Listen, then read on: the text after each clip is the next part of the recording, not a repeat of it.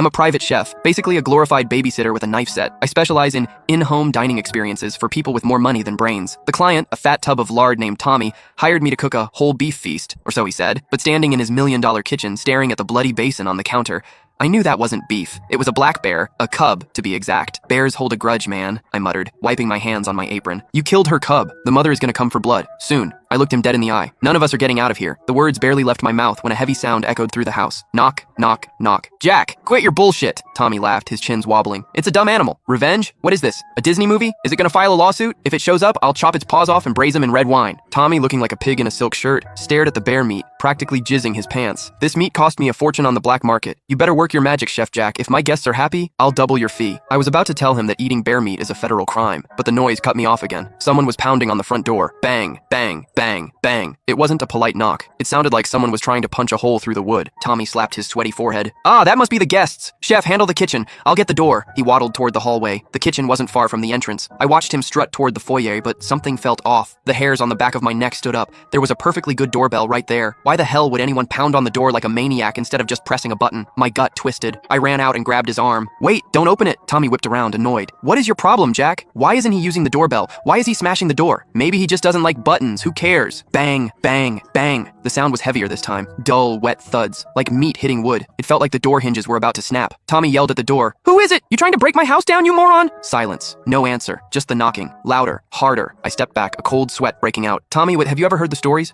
Bears can mimic humans. They can knock. Tommy burst out laughing, spit flying everywhere. Chef, you read too many Stephen King novels. A bear is a beast. It's dumber than a dog. Mimic humans? Get real. I didn't have time to argue with this idiot. You have security cameras, right? Check the feed. Fine. He pulled out his phone, rolling his eyes. But when he opened the app, his face went blank. No signal. That's weird. Maybe the storm knocked out the Wi-Fi lines? Is it really a coincidence? Tommy tiptoed to the door and peered through the peephole. It's just Zach, he said, relaxing. Zach was one of his douchebag friends invited for dinner. Weird guy, ignoring the doorbell and pounding like a hammer. What's his deal? I pushed past Tommy and put my eye to the peephole. Through the distorted glass and the rainy night, I saw him, Zach. He was staring blankly at the door. His eyes were wide open, unblinking. Bang, bang, bang! He slammed his fist against the wood mechanically. His mouth was slightly open, his skin pasty white, like wet dough. Rainwater dripped from his hair, soaking his expensive suit. He was leaning in close, almost pressing his face against the peephole. All I could see was that pale, emotionless face. Tommy shoved me aside. Jack, seriously, your brain is fried. Bear revenge? That's the dumbest shit I've ever heard. He reached for the handle. Stop! I grabbed his wrist, hard. We haven't opened the door for 5 minutes. Why hasn't he said a word? Think